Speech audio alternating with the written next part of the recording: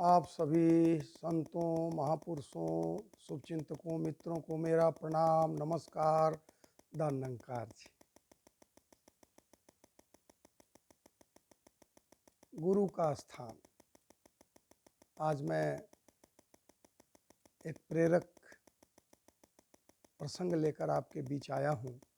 गुरु का स्थान। एक बार एक राजा को शिक्षा ग्रहण करने की जिज्ञासा मन में जागी।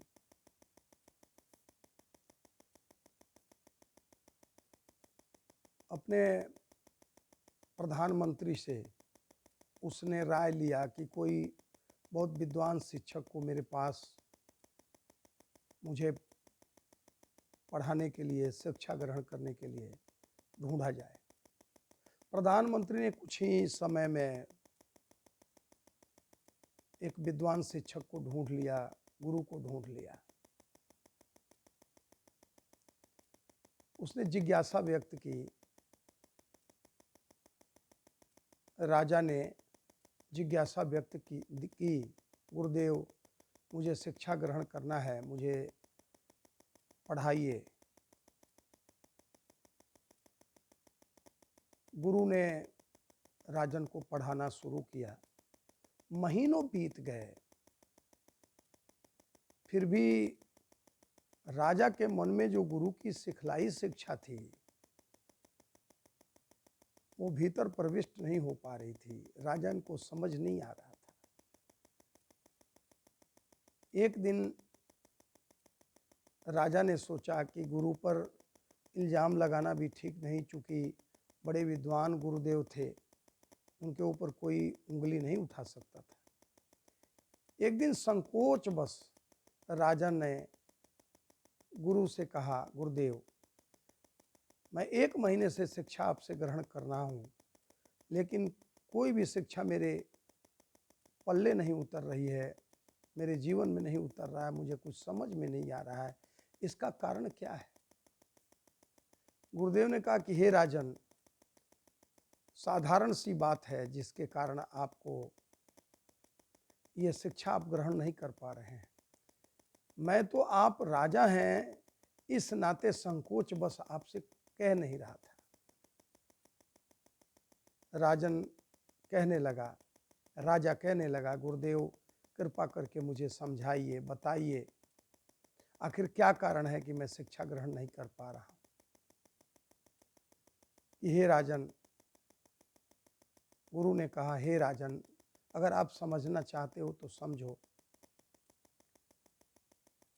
गुरु का स्थान शिष्य से ऊंचा होता है।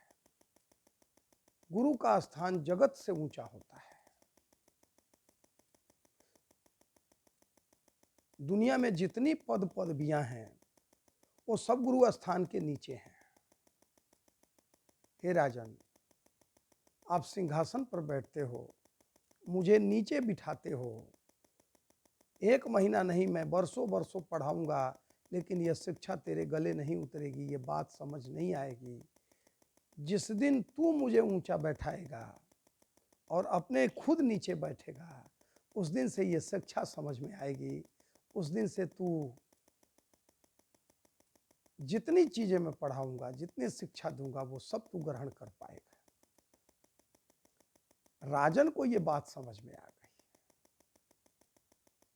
जो शिक्षा देने आया है, जिसका पद ऊंचा है, जिसके नीचे बैठ करके हजारों हजार पद पदवियां लोग ले लेते हैं, एक गुरु कितने शिष्य को इंजीनियर, डॉक्टर, राजा, मुखिया, सरपंच, मंत्री, विधायक, एमएलए, प्रधानमंत्री, राष्ट्रपति बनाता है।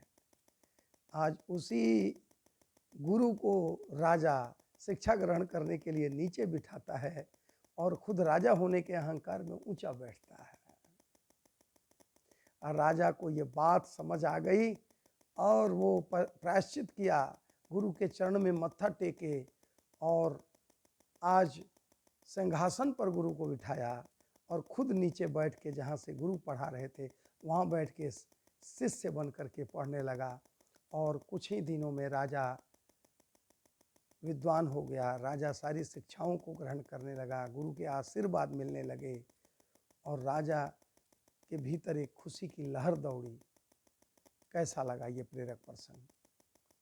अगर अच्छा लगा हो तो मिशन मार्ग को लाइक करें, कमेंट करें, सब्सक्राइब करना नहीं भूलें। और गुरु का स्थान सबसे ऊंचा होता है, ये बात भी ना भूलें।